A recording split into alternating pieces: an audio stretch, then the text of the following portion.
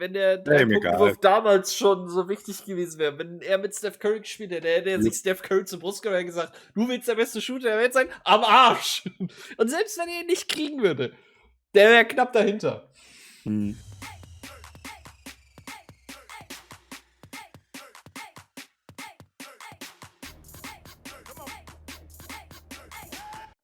3, 2, 1. Morgen unter der Tusch. Herzlich willkommen zu einer neuen Reaction. Wir haben vor 2 Jahren fast eine Serie geguckt, Making the Case, wo jemand Argumente dafür schafft, warum bestimmte Spieler the GOAT sind, also the greatest of all time. Es gibt 5 Spieler, wir haben 2 geguckt, und zwar nämlich einmal Will Chamberlain und LeBron James. Wir gucken jetzt den nächsten, Michael Jordan, den viele für den besten aller Zeiten halten. Basketball is special. Let's go. The size of the court and the lack of pads or helmets give fans the most intimate experience of a team sport that exists. And Ich will diese Musikdinger haben. Allows for, players develop their own so distinct identities and signature das ist auch etwas, ne? Muss ganz kurz auf Dingens. Ich kann sowas nicht, ne? Wenn jemand kommt und sagt, hier Sachen dazu packen und dann Musik dazu, ich krieg das nie hin.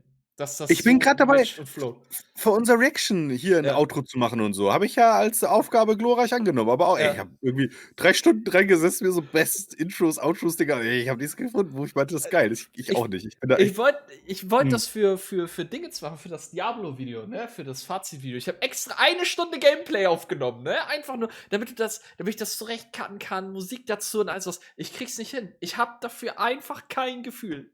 Was habe ich am Endeffekt gemacht? Habe ich in eine Stadt gestellt, habe Aufnahme gedrückt, habe gelabert, bin ein bisschen rumgelaufen, habe ein bisschen was gezeigt. Fertig. Easy. Let's go. Let's go. Creativity, flair, and athleticism. And although no player succeeds alone, the scoring volume and two-way nature of the sport give individual stars a nearly unprecedented amount of control over the flow and outcome of a game. For this reason, players are Überblenden und so, genau das Gleiche. To the legends of the past in order to answer the most hotly contested question in the sport. Who's the greatest to ever do it? For many, the question is redundant. They believe in only one right answer, their answer. Others might have their own personal stance, but acknowledge 1 or 2 alternatives. But I believe that there's much more nuance to the question of greatness and more answers to it than you might think. By my count, there are 8 players in NBA history that have a substantial claim as the GOAT. It's a subjective thing though. I can't give you a definitive answer. All I can do is make the argument. So today, I'll be making the case for Michael Jordan as the greatest basketball player of all time. Ach, so ein Statistikmonster, der Mann. Das ist bodenlos. Immerhin sind die alle, die da oben sind. Was soll ich dir sagen? Well, what can I say? What on earth can I say about Michael Jordan's case as the greatest basketball player to ever live that hasn't been said before? What do you think I'm going to talk about that didn't get covered in the 10-hour documentary that premiered at a time when there was no other sports content? There's no forgotten game that I can tell you about that shows just how good Jordan was. We've all seen those games. Every possible angle of the Michael Jordan case has been dissected inside and out. There are no original takes when it comes to the subject. Michael Jordan is a ubiquitous figure in large part because he was and is a brand. And what do American advertisers love more than a good brand? The good people at McDonald's, Nike, Gatorade, and the NBA itself succeeded in making sure that damn near everyone in the world knew that Michael Jordan played in the NBA and that he was a winner. I mean, honestly, when you see the number 23 anywhere, don't you immediately think of Michael Jordan? I mean, even if you're a LeBron fan, you have to admit that that is Michael Jordan's number. And the craziest part about the Jordan experience is that as he became a global icon, he did nothing but continue to deliver the goods. What iconic moment can I show you that you haven't already seen 100 times? His cradle dunk in college, the game winner in the '82 NCAA championship, the free throw line dunk, scoring a record 63 points against the '86 Celtics, the shot, trotzdem noch verloren. His spectacular move, the shrug, the double nickel against the Knicks, the flu game, passing to Steve Kerr for championship number 5. Ja, These ist are auch so stark sequences gewesen, and ne? moments burned Ja. into every basketball Ich fan's hab's sicher. consciousness. Every one of those moments served to Da gibt's propel. auch eine geile Story, die jetzt Steve Kerr erzählt. Jordan wusste, dass die ihn doppeln wollten und die sitzen dann in der Timeout und er verschlägt zu seinem Mund und sagt so, Steve, ich werde den Ball zu dir passen und Steve sitzt da voll auf, wenn er zu mir kommt, ich bin ready. Wie so ein kompletter Vollidiot, ey. Und Steve Kerr dann auch, ey, dass das funktioniert hat, ey, das ist hier nicht ausmachen. Jordan higher and higher in the cultural zeitgeist until he was one of maybe the 5 most famous human beings on the planet. And yet, Okay, das ist the eine wilde inevitable Aussage, passage aber of ja. time has eroded the consensus around Jordan's GOAT status, especially with younger people who might not have been alive to see him play. That's not to say that there aren't young people who don't see him as the GOAT, but it's not as airtight as it once was. Now, I'd hate to speculate on behalf of an entire generation of basketball fans, but here I go anyway. Coole Frise. I was 516 days old when Michael Jordan won his last championship. I can't remember much about it. And I think that people who didn't live through Jordan's prime are a little tired of hearing how great he was. Of course, people want to be alive to see greatness. They want to be able to say, I saw the best ever. Now, I don't think that makes it right, but it's part of the explanation. The other part is that Jordan's celebrity seems to cloud everything he did. At times, it feels almost like propaganda. How many times have you seen this? Some basketball account on Twitter or somewhere on the internet celebrates the anniversary of something that, say, Wilt Chamberlain did. And in the comments, somebody says something like, Wilt Chamberlain, the most dominant player I ever saw. And then someone comes back unfailingly and says in all caps, did you never see Michael Jordan play? Ja, It's not basically. just Hatten that wir you auch, glaube ich, have bei to uns. acknowledge Hatten wir. Jordan is the GOAT. It's that you cannot talk ich liebe about the das. merits of anyone else's case. The internet would have you believe that Michael Jordan won every game he played and made every shot he took. And that kind of talk breeds resentment from people who want to appreciate other players' accomplishments. Because he wasn't perfect. He didn't win every game. He didn't make every shot. And you can have a debate about who the greatest of all time is. Clayton, what the heck, dude? I thought this was supposed to be a video about why he is the GOAT. It is. All of that is just to say that that's how this is going to go. I'm not going to try to convince you that he was perfect. Because if you can separate the legend and the basketball player, it's more than enough. Oh, and by the way, we're going to ignore his Wizards career as much as we can. It's just the right thing to do. So, Michael Jordan, the basketball player. What do we have?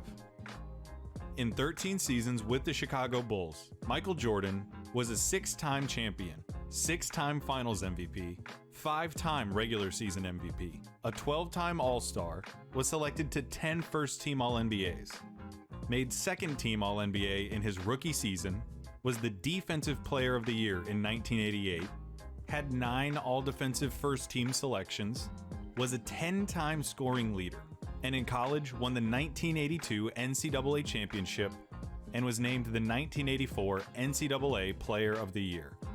Without a word of analysis or commentary, that resume is screaming about one of the most decorated and successful basketball players in history. Jordan's case is related to Kareem Abdul-Jabbar's in that you can pick from just about any criteria you want to, and you'll find enough evidence to support his reputation. First and foremost, Jordan might well be the greatest scorer in basketball history. Ignoring his 2 years with the Wizards, Jordan's scoring average was 31.5 points per game. Michael Jordan in a Bulls jersey scored more points on an average night than any other player ever. Including his Wizards tenure, he averaged 30.12 points per game, still the highest of any player ever, beating out Wilt Chamberlain by a few decimal places. The style of Jordan's play was only matched by the substance of his game. Every ounce of athleticism that brought comparisons to Dr. J was matched by footwork that could only be seen in players like Hakeem Olajuwon. His acrobatic layups are underscored by his unerring technique and diligence that make him a case study in Der fundamental. Typ springt auch halt auch einfach hoch, wartet in der Luft und sagt, du singst vor mir runter. Und dann macht er ihn rein. Physik ist mir egal. Ja. Er ist quasi der Level der NBA. Tortured guards in the post, eluded big men with his electric first step, developed into the best mid-range scorer of all time, and ran Phil Jackson's triangle for all it was worth. He had nearly every offensive facet of the game in his toolbox, and he pulled out that toolbox every night. He has the highest usage rate of all time, scoring in volume on a nightly basis. Muss mal ganz kurz gucken, ich glaube, meine Katzen haben irgendwas kaputt gemacht. And one. And one. Der Typ ist nicht aufzuhalten gewesen. Das ist auch so der Grund, warum er halt extremst der Cheatcode ist in allen NBA-Games, die ich je gespielt habe. Also wirklich, er konnte alles. Und in der Woche zuvor, je nachdem, wie wir die Videos teilen, haben wir was über LeBron James gesehen. Und auch undeniable, er hat halt die meisten Punkte gemacht. Extrem genialer Basketball-IQ-Gott. Aber was ein MJ ihm voraus hat, ist meines Wissens nach oder meiner Meinung nach viel eher wirklich auch diese Defensive Abilities. Denn wo ein LeBron halt ein extrem guter Scorer ist, auch nicht schlecht in der Verteidigung, will ich gar nicht sagen, aber da hat auch ein MJ dominiert as fuck.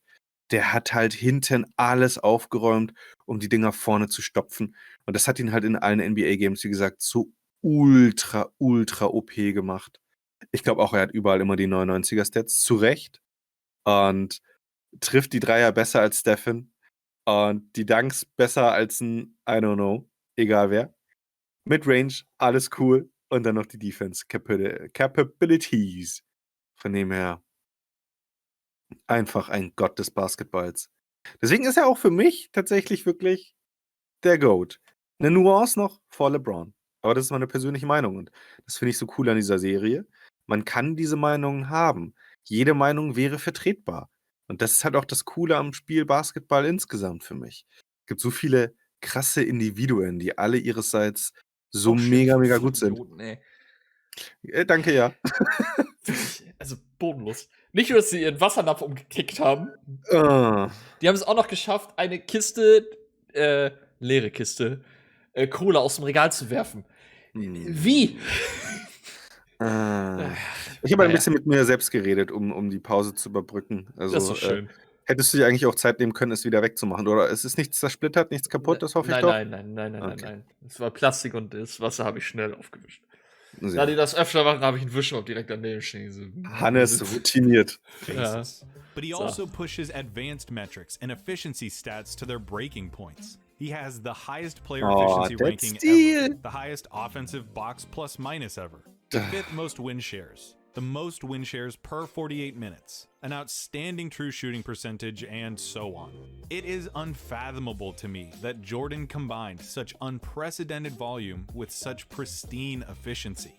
His opponents were allowed little reprieve on the other end of the floor, as Jordan quickly developed into one of the league's premier defenders. In 1988, Jordan led the league in scoring with 35 points a game, won the MVP, and was named Defensive Player of the Year after leading the league in steals. Darüber habe ich auch schwadroniert, als du kurz weg warst, dass der Typ halt auch ein Defense-Gott war. Contested shots, leapt passing lanes, all while talking enough trash to sell a pay-per-view fight. There might not have ever been a more nightmarish matchup on both ends of the floor. He could go into games, tell his own team to stay out of the way, dunk on his defender, and then put that guy in a straitjacket the second he crossed half court. And yet, despite the ungodly amount of energy that he must have expended every night, Jordan was one of the most durable and consistent players of his generation. Aside from his injury-shortened 86 season and his mid-season comeback in 95, Jordan never missed more than 4 games in a single season. In 8 of his Chicago seasons, he played all 82 games. The objective of a basketball game is to score more points than your opponent, right?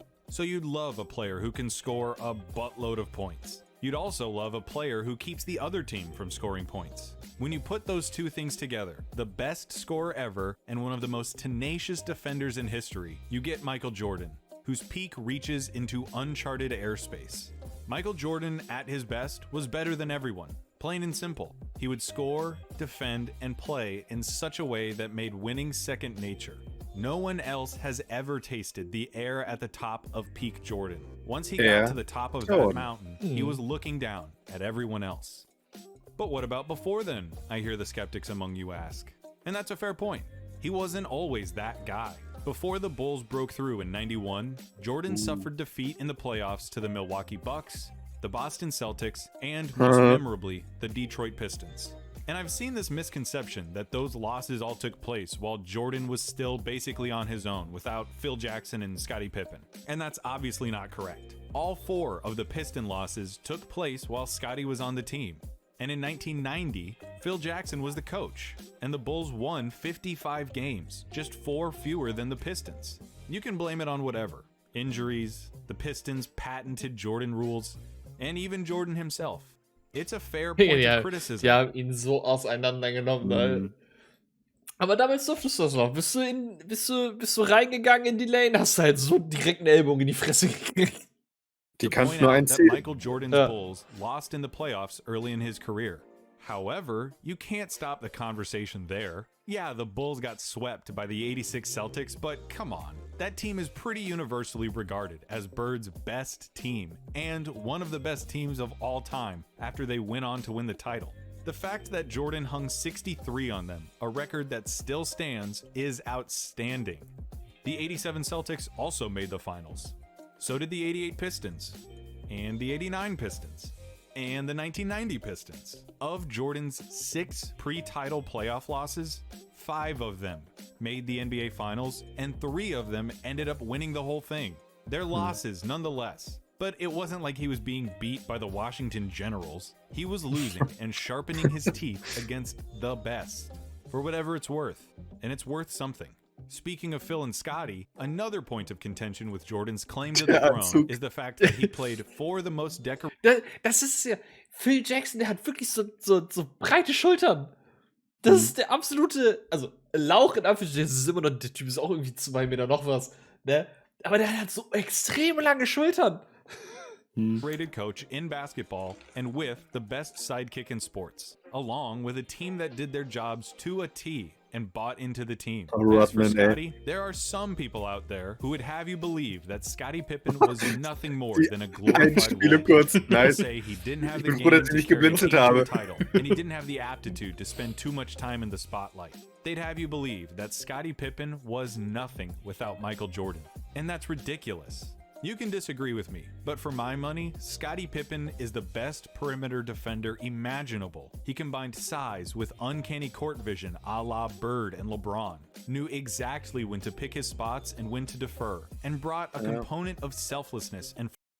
Also, ich sag mal so, Scottie Pippen war eine bisschen schlechtere Version von LeBron, bevor LeBron.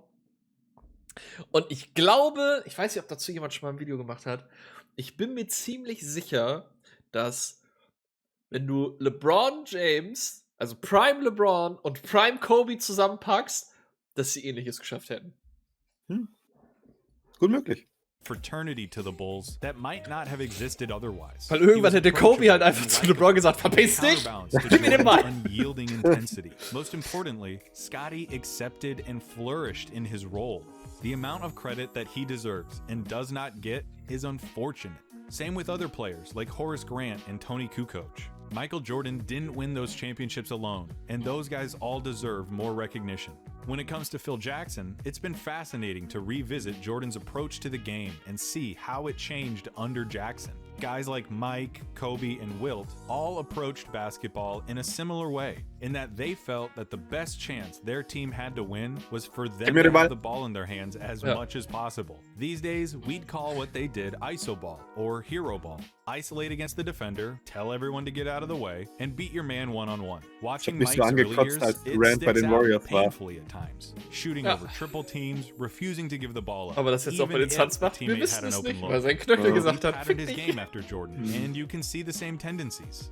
Wilt was, of course, a prolific scorer and record setter in his own right, and did so in a manner that gained him the reputation of being selfish. But with Jackson's philosophical influences, the triangle offense, and a stellar supporting cast, Jordan learned to dial those tendencies back and perfect his game, resulting in one of the most dominant stretches any athlete has ever had in their sport. Of course, he still had the stuff to go and win his one-on-one battles, but he walked the line as well as anyone ever has. Kobe did the same thing. He won 3 championships with Shaq at the beginning of the decade of the aughts and finished the decade with back-to-back championships. Now, who was Kobe's coach during those championship years?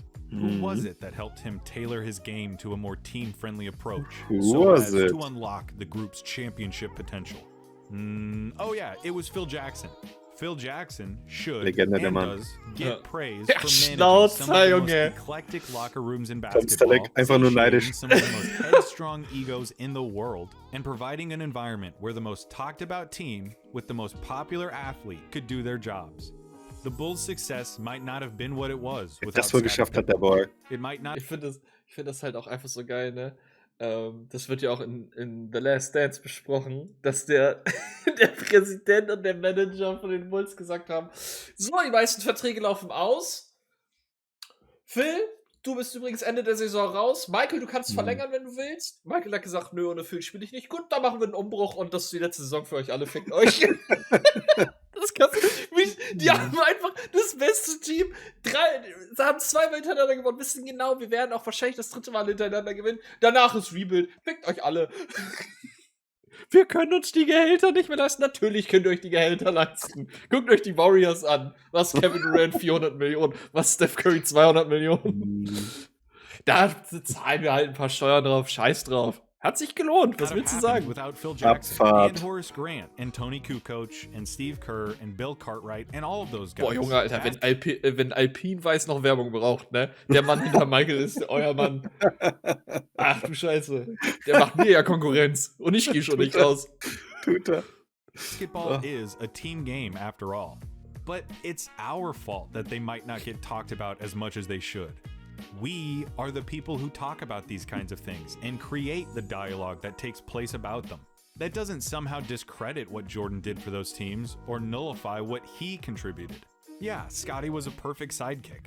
Yes, Phil Jackson was a masterful coach. Those things can still be true, and Michael Jordan can still be the greatest of all time. Scottie accepted his role on the team. He accepted that he was going to be the second guy.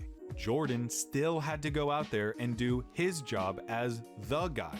He still had to set the tone of every practice and every game. He had to put the ball in the hole, share responsibilities guarding the other team's best player, take over when games started slipping out of hand, and, at the end of the game, take the last shot. It doesn't work unless Mike does what everyone expects him to, which is to be the best player in the world. As for Phil, yes, it is true that he tempered Michael's worst impulses. He helped sand off the rough edges and align the team. But Mike still had to accept that coaching. He had to adapt his game and do the work. Plus, isn't it a coach's job to coach? Why is it a knock on Jordan that his coach was good at his job? Michael Jordan doesn't deserve all of the credit for their success. But he does deserve the lion's share of credit because he shouldered the lion's share of responsibility of such an incredible team. How incredible of a team were they? Well, the 1996 Chicago Bulls finished the regular season 72-10. That's more wins than anyone had ever won, and a record that most people thought would never be broken. And not only were they such a prolific regular season team, but they capped off that season with a championship to deliver the most successful season that any NBA team has ever had. Which brings us to another common Jordan barb. The fact that the NBA was, at the time, looking to capitalize on its enormous popularity and expand into more media markets. From 1988 to 1995, the league saw 6 new teams enter the league, and with each new team, the talent pool of the league got a little more diluted and a little more diluted. As far as I'm concerned, this is a perfectly valid point to bring up when discussing whether or not 72 wins validates the 1996 Bulls as the best basketball team of all time. I don't think it disqualifies them in the same way that I don't think that just taking 72 wins at face value automatically puts them at the top. But when people try to say that Michael Jordan played in a weak era or didn't face tough competition, it makes me want to pull my teeth out with pliers. We know who Jordan was losing to, so who is he beating once his reign began? John Starks, Charles Oakley, and Patrick Ewing on the New York Knicks, the Bad Boy Pistons, Magic Johnson, Clyde Drexler, Dominique Wilkins, Charles Barkley, Alonzo Mourning, Larry Johnson, Tim Hardaway, Shaquille O'Neal, Penny Hardaway, Gary Payton, Sean Kemp, Chris Webber, John Stockton, Karl Malone, and Reggie Miller. basically every relevant basketball player from the 1990s beside David Robinson and Hakeem Olajuwon. And no, Weil Hakeem auch 2 Titel gewonnen hat. In der Zeit, wo Mike nicht da war, das ist richtig. I don't care to count up how many All-NBA opponents the Bulls saw versus someone else, or how many All-Star teammates Jordan had versus other players, or any of that. Because 1, the players on that list all passed the smell test of a competitive era with flying colors. 2, I don't care about that stuff. And 3, because, like I have said and will continue to say, everybody has advantages. Everybody. You become great by capitalizing on the moments when everything lines up for you. You seize the opportunity and press the advantage. So what if the Bulls were expected to win? They did win. And they were expected to win because Michael Jordan tipped the scales in their favor against everybody. Ooh. And as a final objection, people who are looking to dethrone Jordan will tell you that he was an asshole to his teammates, that he alienated those who he didn't deem worthy or tough enough to play alongside him, and he refused to respect or trust them. And that is a fact. He was an asshole. He punched multiple teammates in the face, belittled his peers for mishandling passes, and spoke to his teammates in a way that would not fly in 2020. It's a fact that feels especially stark when you take into account the impact that more reserved and compassionate leaders like Tim Duncan and Bill Russell had on their teams. It is possible to win in the NBA without being a jerk, but it's also possible to win while being a jerk. And remember, Jordan wasn't lashing out for no reason. He wasn't walking into the gym just looking for an ego boost and to demean someone while he took the day off. He wanted his teammates to work as hard as he did. He had to make them understand that the Bulls could not be playing games because they wanted to win. They had to play as if they needed to win, because psychologically, Jordan did. Take Tim Duncan and compare him to Michael Jordan. You never hear about Tim Duncan really tearing into some dude in front of the whole team at practice. You never hear about Mike not taking the opportunity to chew out a teammate that could have done something better. They are polar opposites when it comes to how they led, but they were both leaders, and both of their styles worked. In the same way that not everybody could play for the Spurs, not everybody could play for the Bulls. If you couldn't handle the team first, no one is above the group approach that the Spurs culture built, you weren't playing with Tim Duncan. And if you couldn't handle getting called out, being pushed past your stress point, and playing without fear, you were not playing with Michael Jordan. They both shared a common vision of basketball perfection. They set a high standard and expected everyone around them to work as hard as they did at achieving that standard. If you didn't, you were. So yeah, Michael wasn't nice. Not everyone could get along with him. If he had spent his years in the league making a villain out of himself and making enemies out of everyone else, toiling away in the postseason without ever breaking through, that would be one thing. But what he did worked. It produced results. And speaking of results, the guy won 6 effing rings, and he won all of them as the best player. I know that the people who want to discredit Jordan have already found a million ways to get around 6 rings, but I don't buy any of them. It is literally the best claim that any player has to the throne. He won more championships as the best player on the team than anyone but Bill Russell. Ich wollte es gerade sagen, Bill Russell. Da war ja noch wer. Russell. But Jordan did it with more teams and more variables that could have set the team back. He checks all of the boxes. He had more success than Wilt, had more statistical prestige than Russell, had a higher peak than Bird or Magic, and leveraged that peak for more titles as the guy than Kareem. He was the ultimate closer. He lived for the moments that decide games. As an individual talent, he is an A+, as special as you can get, as well-rounded as anyone ever. As a team athlete, his place in the game is immortalized. Listen, it's impossible to watch Michael Jordan and not romanticize him. No object in the world looks more natural than a basketball in Michael Jordan's hand. It's like the ball was designed for him, or like he was made for the ball, or both. You can't appreciate Michael Jordan without hyperbole and superlatives. He is the avatar of sport. He is competition incarnate. His defining trait remains his insatiable need to win He wanted to win at everything. When he came into the league, there were questions about his shooting and his defense. So he became a Defensive Player of the Year and a mid-range marksman. He heard he couldn't win for years, so he took it all out on his competition and led his teams to 2 separate three-peats. He ironed out all of his flaws because he would accept no result but victory. So don't even start to tell me that he wouldn't have developed a three-point shot today. Das stimmt. Das sagen ja auch viele. Ja, aber in der heutigen Ära, wenn der Dreipunktwurf damals schon so wichtig gewesen wäre, wenn er mit Steph Curry gespielt hätte, hätte er sich Steph Curry zur Brust genommen und gesagt, du willst der beste Shooter der Welt sein? Am Arsch! Und selbst wenn er ihn nicht kriegen würde, der wäre knapp dahinter. And more than anything, sport is an art form, isn't it? It's expression. It's theater and it's storytelling. Part of sports is the excitement, the show. And Michael Jordan was the most dynamic show in the world during the end of the century. Part of it too is because the Jordan show wasn't terribly complicated. There wasn't a lot of baggage attached to the Michael Jordan experience. The things that he did made people believe, if only for a few moments, in superheroes. When spectators looked at him, hoping to find something to connect with, they found the indomitability of human will. The old sports cliche fully realized that the game is won by the team who wants it more. And we all like to think of ourselves like that we are wired like Jordan. But let's face it, we're not all like that. That's what made him special. There's only one Michael Jordan. Der Bogen. As for the story, how's this? There's a guy who is knocking on the door of the Pantheon. He has been for a while now. He captures the imagination of everyone who has ever seen him play. He might well be the most talented player to ever lace up a pair of shoes, but he just can't seem to break through. He loses in the playoffs against the same team over and over and over. Every year, he gets a little bit closer and a little bit closer until finally he breaks through. His talent is justified with one. Das heute nach zwei Spielzeiten so. All in a row. It hadn't been done in 30 years. Now there's talk about how this guy might not just be the best talent, he might be the best ever.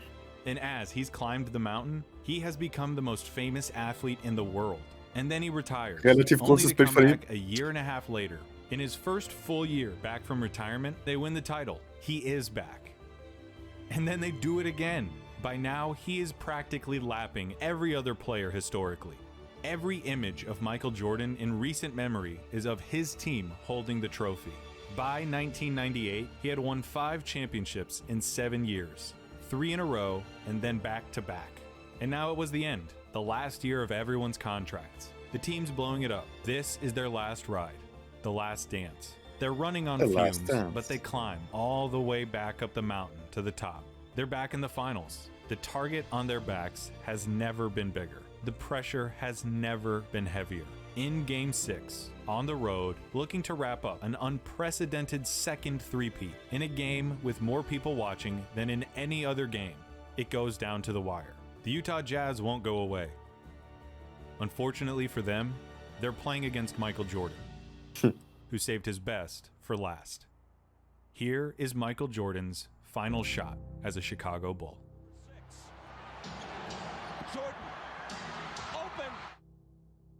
Der Ankle-Breaker war es aber auch, ne? Ja. Den hat so frei werfen lassen, ist halt auch Quatsch.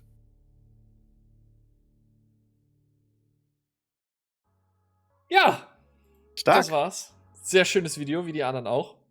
Hoffe, es hat euch gefallen. Haut rein, bis zum nächsten Mal. Lasst euch gut gehen. Ciao, ciao.